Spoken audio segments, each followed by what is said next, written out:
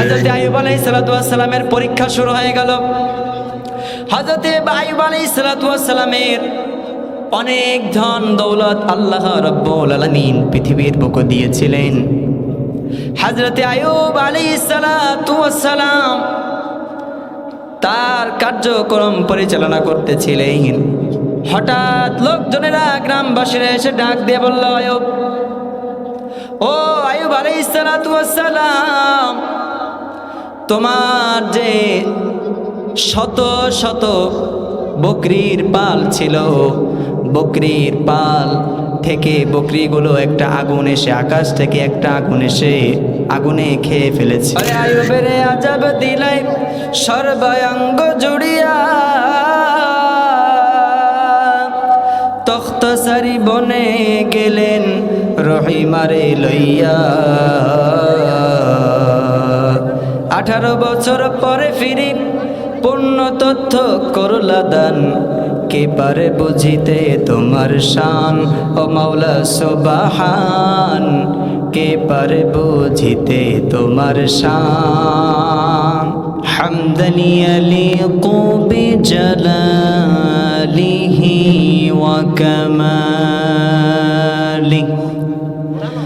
সুবহানাহু ওয়া তাআলা লাহুল হামদু ফিল উলা ওয়াল আখিরা ওয়া হুয়া আলা কুল্লি শাইইন কাদির।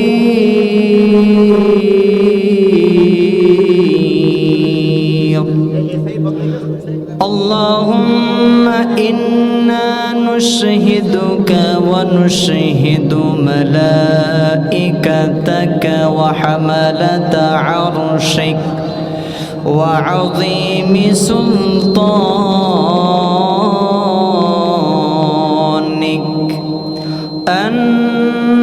أنك أنت الله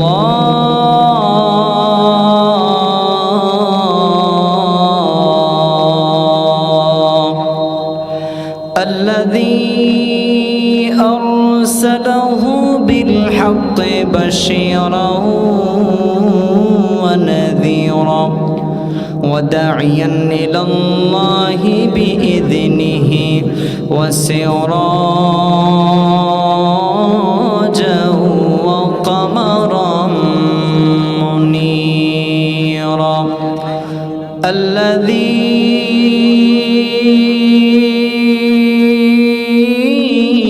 أرسله بالحق بشيرا ونذيرا وداعيا إلى الله بإذنه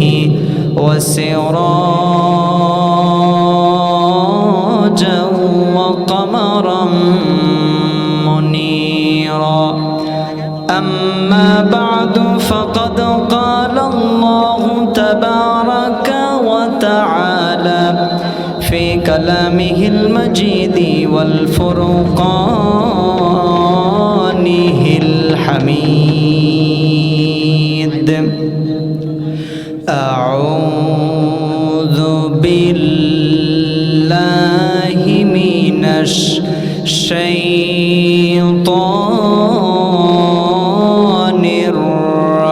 الرجيم. بسم الله الرحمن الرحيم. يا أيها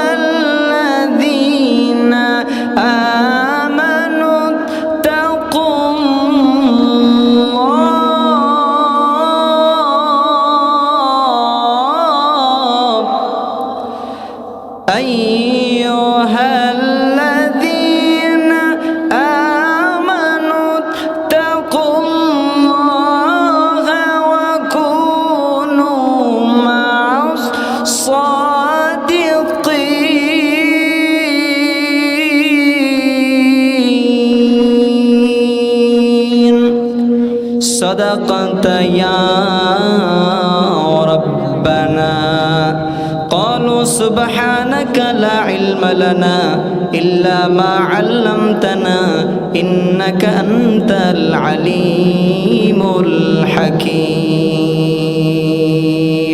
সাদাকাল্লাহুল আযীম। তুমি আছো হৃদয়ের গভীরে,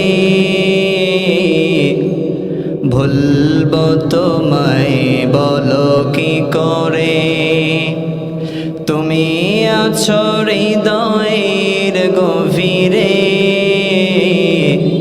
ভুলবো তোমায় বলো কি করে। দেখি নাই তোমারে কোনো দিন, কোনো দিন, কোনো দিন, কোনো দিন, কোনো দিন, তবু আছো স্মরণে অমলিন।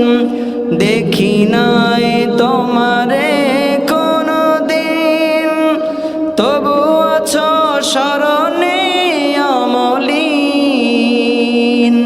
প্রেমের ভুবনে তোমারি বিরহ ব্যথায় নিশীতের শেফালিরা ঝরে। তুমি আছো হৃদয়ের গভীরে,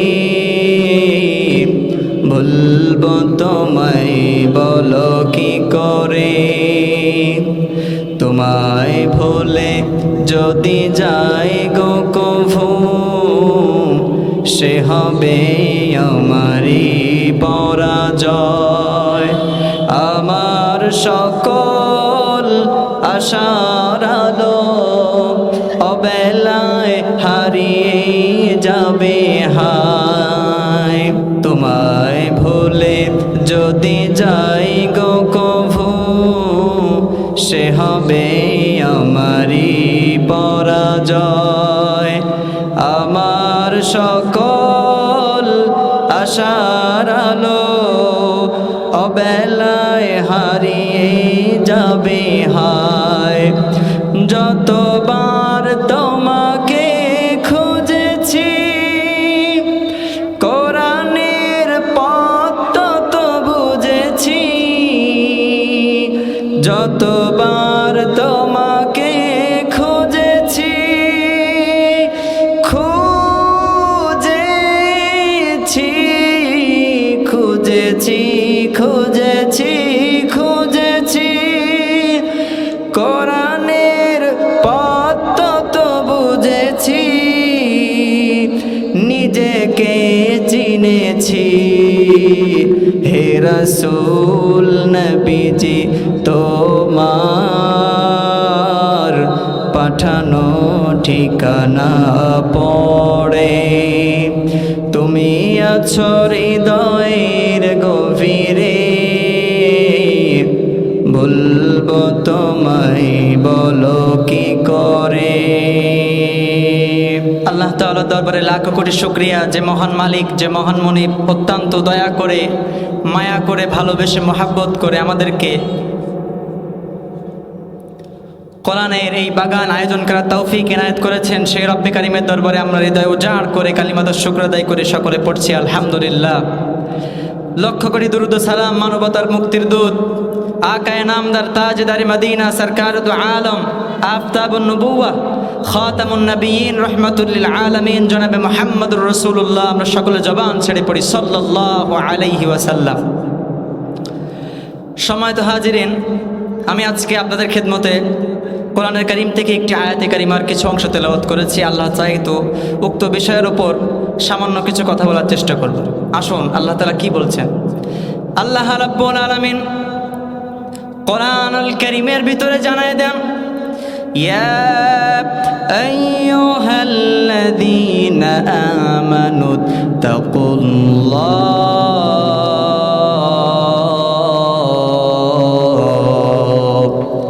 রাব্বে কাবা ডাক দিয়ে বলেন, ওহে মানুষেরা, তোমরা যারা ঈমান এনেছ তোমরা তাকওয়া অবলম্বন করো। আল্লাহকে ভয় করো, ওয়াকুনু মা'আস সাদিকিন,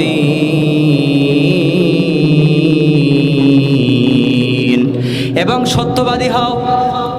সত্যবাদী হওয়ার জন্যে এবং তাকওয়া অবলম্বন করার জন্যে আল্লাহ রাব্বুল আলামিন আমাদেরকে বললেন।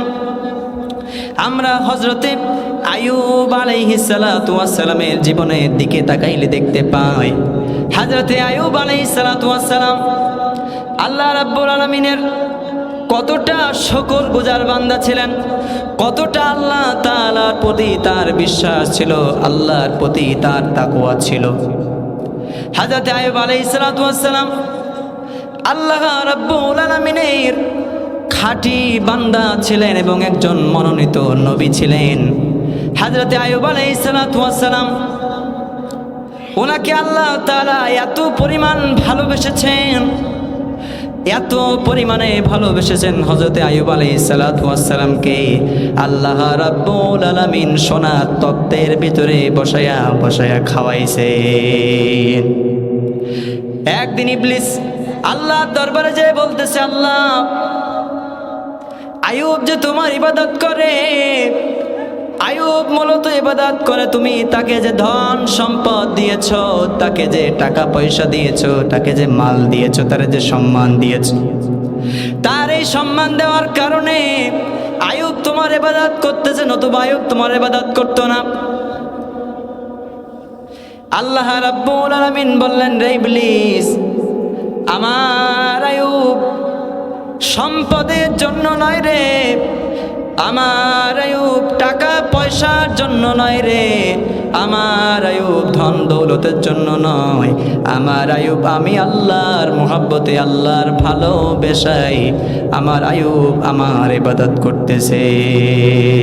ফেরেশতারা আল্লাহর কাছে গেলেন, আল্লাহর কাছে ফেরেশতারা যায় বলতেছেন, আল্লাহ, আমাদের ওই ইবলিসের কথা অনুযায়ী মনে হয় যেহেতু তুমি আইয়ুব আলাইহিস সালাতু ওয়াস সালামকে ধন সম্পদ দিয়েছো, সেই জন্য বা হয়তোবা আইয়ুব তোমার ইবাদত করতেছে। আল্লাহ রাব্বুল আলামিন বললেন, ইন কুনতুম লা তা'লামুন,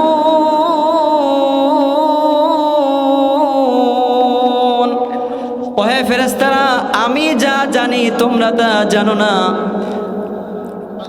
আমার আইয়ুব একমাত্র শুধুমাত্র কেবলমাত্র আমার ভালোবাসায় আমার ইবাদত করতেছে, তাছাড়া দুনিয়ার কোনো সম্পদের জন্য নয়। আল্লাহ রাব্বুল আলামিন বললেন, ঠিক আছে, তাহলে আমি আইয়ুবকে পরীক্ষা করব।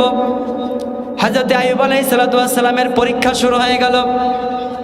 হযরতে আইয়ুব আলাইহিস সালাতু ওয়াস সালামের অনেক ধন দৌলত আল্লাহ রাব্বুল আলামিন পৃথিবীর বুকে দিয়েছিলেন। হযরতে আইয়ুব আলাইহিস সালাতু ওয়াস সালাম তার কার্যক্রম পরিচালনা করতেছিলেন। হঠাৎ লোকজনেরা, গ্রামবাসীরা এসে ডাক দিয়ে বলল, আইয়ুব, ও আইয়ুব আলাইহিস সালাতু ওয়াস সালাম, তোমার যে শত শত বকরির পাল ছিল, বকরির পাল থেকে বকরিগুলো একটা আগুন এসে, আকাশ থেকে একটা আগুন এসে আগুনে খেয়ে ফেলেছে, আগুনে তোমার বকরিগুলো শেষ করে ফেলেছে। হযরতে আইয়ুব আলাইহিস সালাতু ওয়াস সালাম বললেন, ওই সম্পদগুলো তোমরা যে আমার আমার বলতেছো, সম্পদগুলো আমার মনে করতেছো, আসলে সম্পদের মালিক আমি না, ওই সম্পদের মালিক আমি নয়। ও আমার গ্রামবাসীরা, ও আমার গ্রামবাসীরা, তোমরা শোনো, ওই সম্পদের মালিক মূলত আমি নয়, ওই সম্পদের মালিক হলেন আল্লাহ। ওই সম্পদ কিছুদিনের জন্য আমার আল্লাহ আমাকে আমানত হিসেবে দিয়েছিলেন, ওই আমানতের সময় শেষ হয়ে গিয়েছে, আমার রব্বে কারিমের ভালো লেগে গিয়েছে, রব্বে কারিম ইচ্ছাই করে তিনি তার আমানতগুলো তিনি নিয়ে নিয়েছেন, আমানতগুলো তিনি নিয়ে নিয়েছেন। এই কথা বলে হযরতে আইয়ুব আলাইহিস সালাতু ওয়াস সালাম বললেন, আলহামদুলিল্লাহ, আল্লাহ জিনিস আল্লাহ নিয়ে নিয়েছেন, আলহামদুলিল্লাহ, কারণ ওই জিনিসের মালিক আমি নয়। হযরতে আইয়ুব আলাইহিস সালাতু ওয়াস সালাম আল্লাহ শুকরিয়া আদায় করার পরে আবার কিছুদিন যাচ্ছে। কিছুদিন যাইতে যাইতে হঠাৎ করে গ্রামবাসীরা এসে ডাক দিয়ে বলল, আইয়ুব, ও আইয়ুব,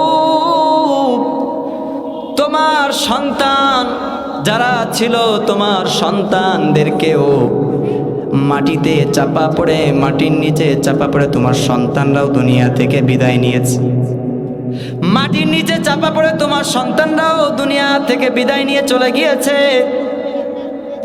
চিন্তা করে দেখেন, একটা বাবার সামনে এসে যদি বলা হয় তোমার সন্তান মারা গিয়েছে, বাবা কত কষ্ট পায়। বাবার কষ্টের সীমা থাকে না, বাবা কষ্টে দুঃখে ভেঙ্গে পড়ে।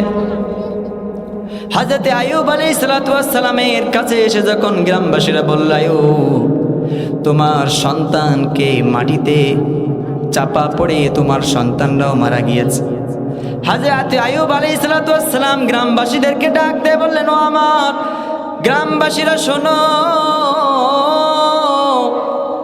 ওই যে আমার সন্তান বলতেছো, ওই সন্তান মূলত আমার সন্তান না, ওই সন্তানগুলো আমার না, ওই সন্তানগুলোর মালিক হলেন আল্লাহ। আমার আল্লাহ আমাকে পছন্দ করে, আমাকে ভালোবেসে কিছু সন্তান দিয়েছিলেন, কয়েকজন সন্তান দিয়েছিলেন। সেই সন্তানগুলো আল্লাহর আমানত, আল্লাহ নিয়ে নিয়েছেন, আলহামদুলিল্লাহ। গ্রামবাসীরা তো তাও অবাক, সম্পদগুলো নিয়ে গেল তাও বলল আলহামদুলিল্লাহ, সন্তান নিয়ে গিয়েছে তারপরেও বলে আলহামদুলিল্লাহ। হযরতে আইয়ুব আলাইহিস সালাতু ওয়াস সালাম কত শুকরগুজার বান্দা ছিলেন, কত আল্লাহর নিয়ামতের শুকরিয়া আদায় করতেন, কত তাকওয়াবান লোক ছিলেন, চিন্তা করলে বোঝা যায়। কারণ সন্তান দুনিয়া থেকে চলে যাওয়াটা কিন্তু সাধারণ বিষয় না। যাদের সন্তান দুনিয়া থেকে চলে গিয়েছে তারাই বলতে পারে সন্তান হারানোর বেদনা কতটুকু। আমি যদি একজন বাবাকে এখান থেকে ডাক দিয়ে বলি যে বাবা, তোমার যে সন্তানকে তুমি মাটির নিচে দাফন করে আসলা, তোমার কেমন লেগেছে? বাবা 2 ফুটের চোখের পানি ছেড়ে উত্তর দিয়ে বলবে, আমি আমার সন্তানকে মাটির নিচে চাপা দেই নাই রে ভাই, আমি যেন আমার কলিজাটাকে কাটিয়া মাটির নিচে চাপা দিয়ে এসেছি। কিন্তু হযরত আইয়ুব আলাইহিস সালাতু ওয়াস সালাম একটুও চোখের পানি ফেললেন না, তিনি শুকরিয়া আদায় করলেন আল্লাহর দরবারে। হযরত আইয়ুব আলাইহিস সালাতু ওয়াস সালামের সন্তানরা দুনিয়া থেকে বিদায় নিয়ে চলে গেলেন। কিছুদিন পরে হযরত আইয়ুব আলাইহিস সালাতু ওয়াস সালামের সমস্ত গায়ের ভিতরে ঘা হইতে শুরু করছে, ঘা। হযরত আইয়ুব আলাইহিস সালাতু ওয়াস সালামের ঘা হইতে হইতে এমন অবস্থা হয়ে গিয়েছে, হযরত আইয়ুব আলাইহিস সালাতু ওয়াস সালামের কুষ্ঠ রোগে ধরেছে। হযরত আইয়ুব আলাইহিস সালাতু ওয়াস সালাম তার গায়ের চামড়াগুলো পচে গিয়েছে, নষ্ট হয়ে গিয়েছে। তার গা থেকে যখন দুর্গন্ধ বের হওয়া শুরু হয়েছে, শহরের লোকেরা, গ্রামের লোকেরা হযরত আইয়ুব আলাইহিস সালাতু ওয়াস সালামকে গ্রাম থেকে বের করে দিয়েছে।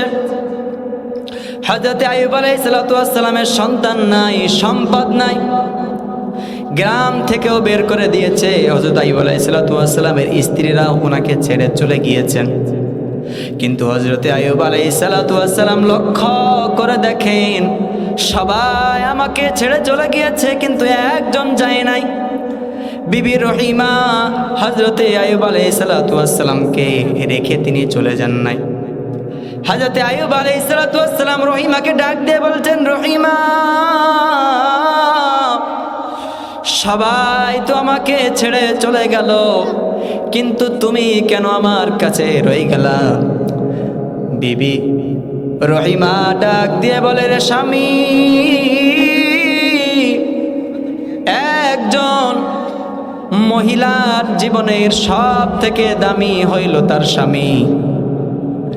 আমি এই জন্য দামি সম্পদ রেখে চলে যাই নাই স্বামী, আমি আমার দামি সম্পদ আমার স্বামীর রেখে চলে যাই নাই। যতদিন আল্লাহ হায়াতে রাখে আমি আপনার খেদমত করব।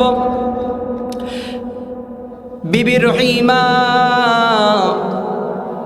জঙ্গলে, হযরত আইয়ুব আলাইহিস সালাতু ওয়াস সালাম আর রহিমা জঙ্গলে গিয়ে থাকেন দুইজন। বিবি রহিমা লোকের বাড়িতে বাড়িতে কাজ করেন আর খান। দুইজনে অল্প অল্প করে খাইয়া, গাছের থেকে ফল পাড়া খাইয়া দুইজনের সংসার চলতেছে। দিন কেটে যাচ্ছে। হযরতে আইয়ুব আলাইহিস সালামের স্ত্রী বিবি রহিমা একদিন হযরতে আইয়ুব আলাইহিস সালামকে ডাক দিয়ে বললেন, স্বামী একটা কথা বলতে চাই, যদি আপনি রাগ না করেন একটা কথা আমি আপনারে বলতে চাই। হযরতে আইয়ুব আলাইহিস সালাম বললেন, বলো, কোনো সমস্যা নাই।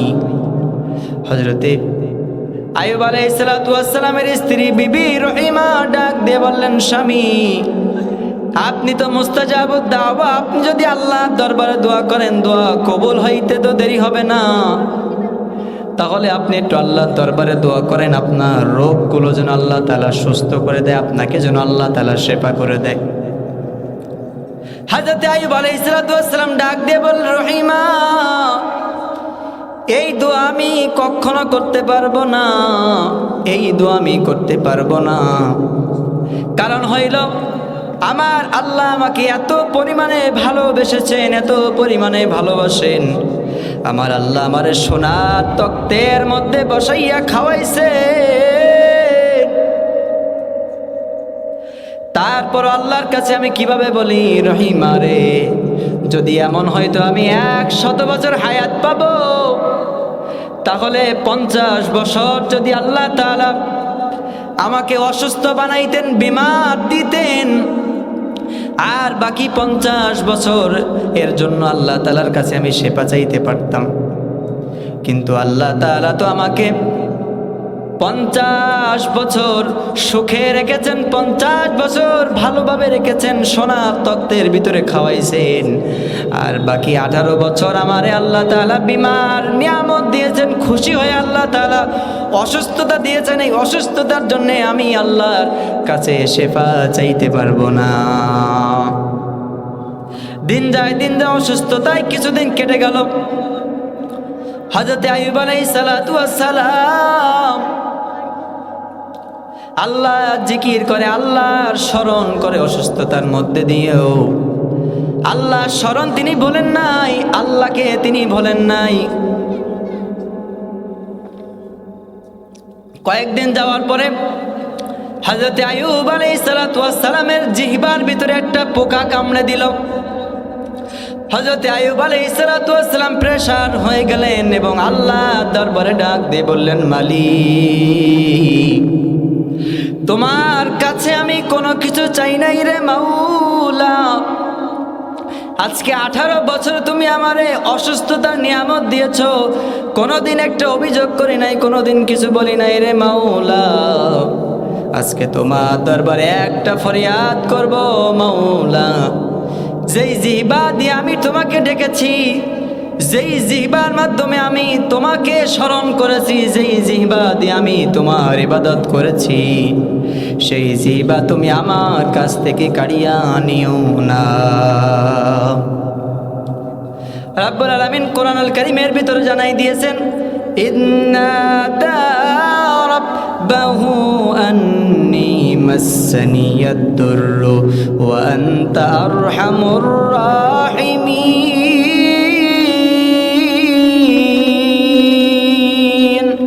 আল্লাহ রাব্বুল আলামিন হযরত জিবরাইলকে ডাক দিয়ে বলেন, ও জিবরাইল, জিবরাইল যাও যাও তাড়াতাড়ি, আর করো না দেরি,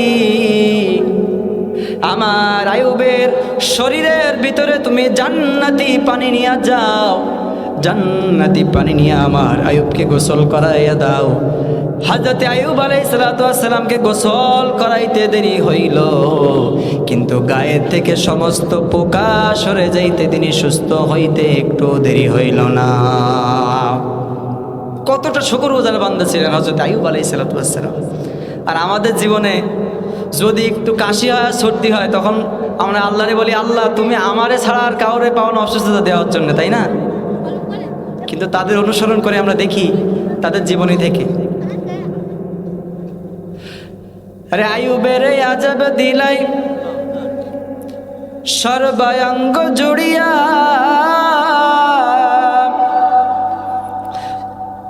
তখ্তঝারি বনে গেলেন রহিমারে লইয়া গো, রহিমারে লইয়া। আরে আয়ুবেরে আজাব দিলাই সর্বাঙ্গ জুড়িয়া, তখ্তঝারি বনে গেলেন রহিমারে লইয়া।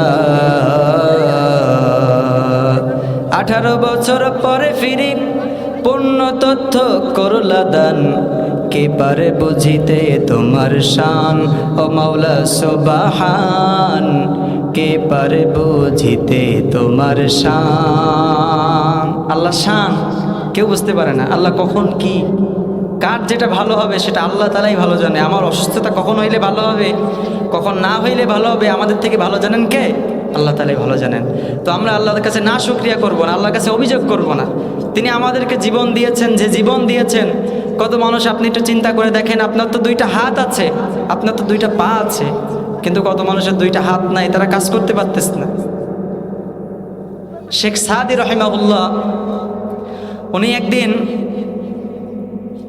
একটা বড় বাড়িতে দাওয়াতে যাবেন, তো ওই সময় তিনার পায়ে জুতা ছিল না। তো উনি দেখতেছেন যে আল্লাহ, আমি এত বড় একটা কবি মানুষ, আমার পায়ে জুতা নাই, এটা মানায় কেমন একটা লাগে। তো উনি বাড়ি থেকে বের হয়েছে, বের হয়ে দেখে একটা লোকের 2টা পাই নাই। তো উনি তখন বলতেছে আলহামদুলিল্লাহ, আল্লাহ আমার জুতার দরকার নাই, তুমি আমাকে যে ওই লোকের মতো পঙ্গু বানাও নাই, ওই লোকের মতন পা ছাড়া বানাও নাই, এই জন্য তোমার দরবারে লাখো কোটি শুকরিয়া।